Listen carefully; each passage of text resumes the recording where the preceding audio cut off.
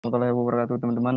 Selamat malam. Kami di sini dari kelompok 1 beranggotakan Bung Aprianto, Adinda Apinita, Delti Reza, Firki, saya sendiri Reni Saputra, Sahli Sakiri, dan Yuda Ferdiansah.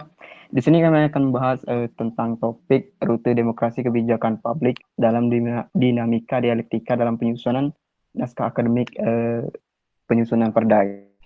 Oke, tanpa berbasa-basi, langsung saja kita masuk ke materi pertama yang akan dibacakan oleh siapa nih? Siapa nih? Adinda ya. Izin moderator. Jadi di definisi naskah akademik karya yang penting dalam membentukkan peraturan perundang-undangan termasuk peraturan daerah. Menurut pasal 11 Undang-Undang Nomor 12 Tahun 2011 tentang pembentukan peraturan perundang-undangan, naskah akademik adalah hasil penelitian atau pengkajian hukum yang mendalam terhadap tertentu, bertanggung jawab secara ilmiah yang sebagai dan kebutuhan hukum masyarakat dalam suatu rancangan undang-undang atau rancangan peraturan daerah. Kembali ke moderator. Baik, terima kasih Adinda sudah menjelaskan bagian definisi naskah akademik dan selanjutnya akan dilanjutkan oleh Bung Apitrianto. Untuk Bung, silahkan. Baik, sekarang proses penyusunan banyak elemen. Penyusunan naskah akademik dimulai dengan riset nilai ada sehingga memungkinkan yang diterima oleh masyarakat terhadap nilai-nilai yang ada di masyarakat. Dengan dukungan naskah akademik yang memadai, diharapkan dapat dibentuk peraturan perundang-undangan yang baik, aplikatif, dan futuristik. Baik, terima kasih oleh Sahli. Sahli, dipersilakan. Oke, terima kasih moderator. Dinamika dan dialektis dalam penyusunan naskah akademik atau perda dapat mempengaruhi kualitas dan efektivitas kebijakan publik. Hal ini dikarenakan proses penyusunan kebijakan publik melibatkan banyak pemangku kepentingan dan sudut pandang yang berbeda-beda.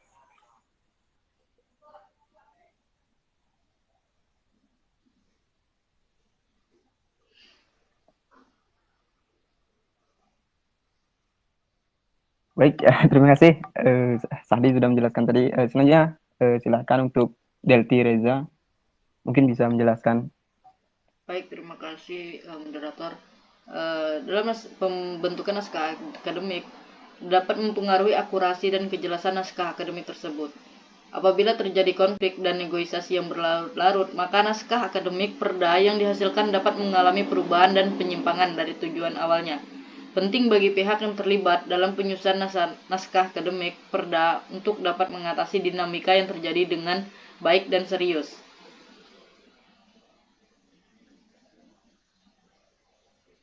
Baik, terima kasih Delti sudah menjelaskan.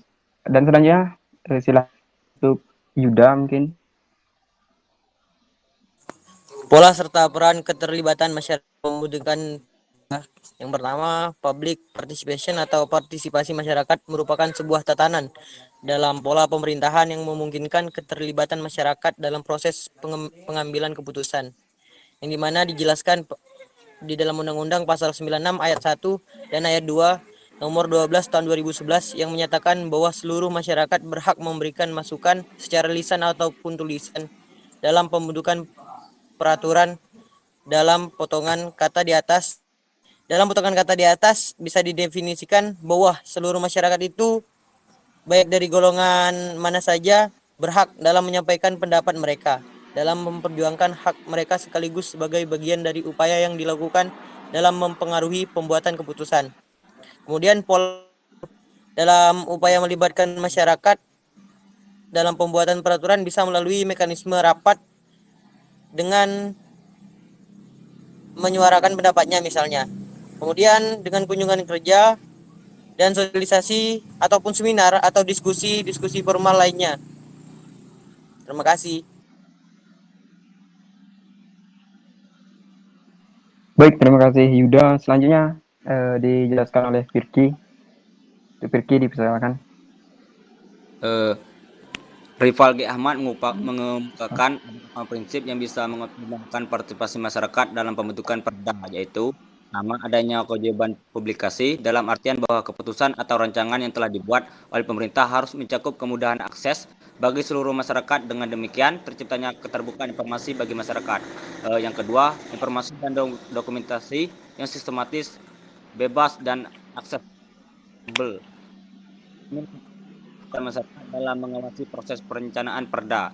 Yang keempat, adanya hak bagi masyarakat dalam mengajukan RUU selain legislatif dan eksekutif. Lanjut moderator. Baik, terima kasih. Selanjutnya saya akan menjelaskan di sini dalam pembentukan rencana harus adanya naskah akademik atau perda gitu, keterbukaan dan banding jika peraturan tidak sesuai atau tidak dilakukan dengan partisipasi publik.